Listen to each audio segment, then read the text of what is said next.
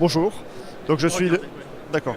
Je suis le colonel Cyril Pia, je suis adjoint au centre de lutte contre les criminalités numériques et je vais vous parler de la manière dont la gendarmerie est organisée pour lutter contre la criminalité numérique. On a été fondé en 2016 avec des missions nouvelles. Nous sommes une structure à 38 personnels.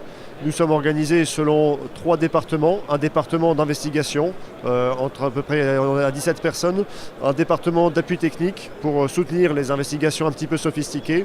Et on a un département qui est chargé en particulier du soutien au terrain, sur l'animation territoriale. La gendarmerie, c'est un réseau de 4500 enquêteurs spécialisés. 4300 qui vont être en charge en particulier de recueillir toutes les plaintes qui touchent à la cybercriminalité, qui vont être capables de travailler sur des recherches sur Internet classiques en source ouverte et qui vont rechercher en particulier à extraire les données et à les analyser à partir de téléphones, notamment pendant les gardes à vue.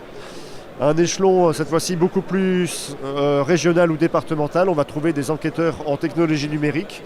Ces enquêteurs suivent un cursus assez approfondi d'une année de formation universitaire, au terme desquels ils seront capables d'extraire les données de la plupart des supports numériques et ils interviennent dans des investigations relativement complexes. On distingue 2 métiers, celui du forensique, l'extraction de données numériques, et la partie investigation qui est beaucoup plus tournée vers la compréhension d'attaques ou des investigations sur des activités criminelles en ligne de type forum de vente, forum criminel, en particulier le dark web.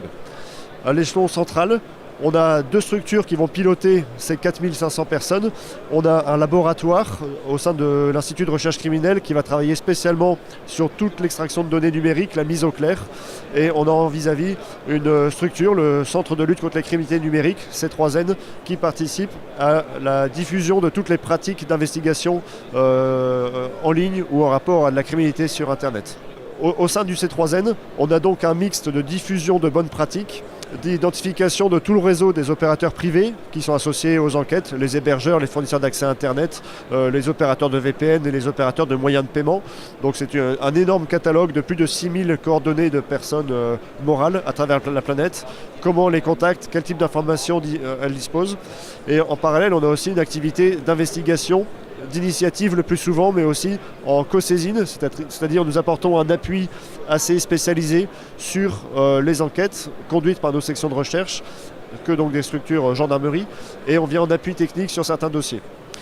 En initiative, nous faisons un effort principal sur les atteintes au système d'information, donc principalement des ransomware, des vols de données, des compromissions de toutes sortes. Et on travaille également sur le dark web vis-à-vis des trafics d'armes, trafic de stupéfiants, en essayant de démanteler parfois les infrastructures, mais sinon occasionnellement des vendeurs importants sur ces plateformes.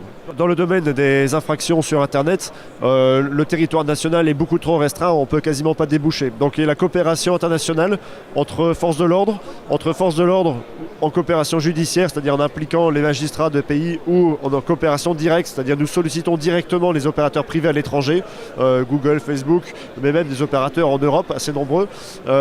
Nous avons une dimension internationale qui est essentielle. En France, l'animation internationale est pilotée par la police nationale dans le cadre de l'Office central de lutte contre la criminalité liée aux technologies de l'information et de la communication. Nous avons d'excellentes relations très constructives avec l'Office en tant que structure spécialisée et nous avons des relations directes grâce aux canaux de coopération d'Europol. On travaille aussi de temps en temps avec Interpol, mais Europol reste vraiment l'acteur pilote dans la lutte contre la criminalité informatique.